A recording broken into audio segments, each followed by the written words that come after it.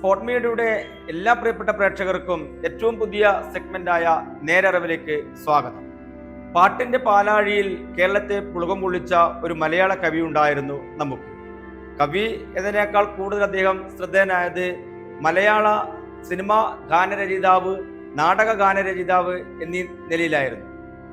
ദേശീയ തലത്തിലും സംസ്ഥാന തലത്തിലും നിരവധി പുരസ്കാരങ്ങൾ ഇദ്ദേഹത്തെ തേടിയെത്തിയിട്ടുണ്ട്.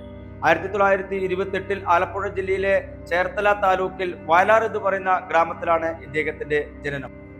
കവിയെ നിങ്ങൾക്ക് പിടികിട്ടിക്കാണും, അതെ, വയലാർ രാമവർമ്മ തന്നെ.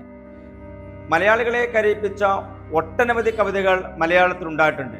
വല്ലപ്പള്ളി ശ്രീധരമേനോന്റെ മാമ്പഴം, ഇടശ്ശേരിയുടെ പൂതപ്പാട്ട്, ONV കുറുപ്പിന്റെ അമ്മ എന്നിവ ഇതിന് ഉദാഹരണങ്ങളാണ്. ഇദ്ദേഹവും കരയിപ്പിച്ചു ആത്മാവിലൊരു ചിത എന്ന കവിതയിലൂടെ എല്ലാ മലയാളികളെയും. ചാണകം വിരിച്ച തറയിൽ കിടത്തിയിരിക്കുന്ന അച്ഛന്റെ മൃതദേഹത്തിനരിയിലേക്ക് പച്ചപ്പിലാവിലയാൽ മെടഞ്ഞ തുപ്പിയും ധരിച്ചു എന്ന 4 വയസ്സുകാരൻ കുട്ടൻ. അച്ഛൻ മരിച്ചതറിയാതെ തന്റെ കയ്യിലെ ചന്ദനപ്പമ്പരം കാണാതെ അസ്വസ്ഥനായിരുന്ന ആ 4 വയസ്സുകാരൻ കുട്ടൻ.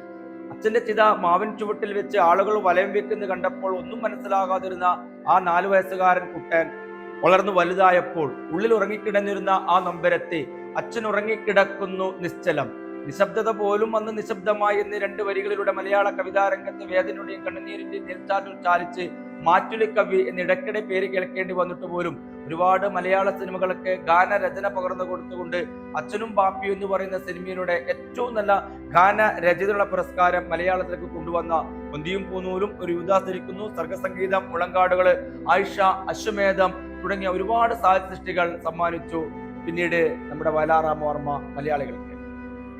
ഗുരുതരമായ കരൾ രോഗം പിടിപെട്ടുകൊണ്ട് ഇദ്ദേഹം 1975 ഒക്ടോബർ മാസം 27 ഈ ലോകത്തോട് തന്നെ വിട പറഞ്ഞു.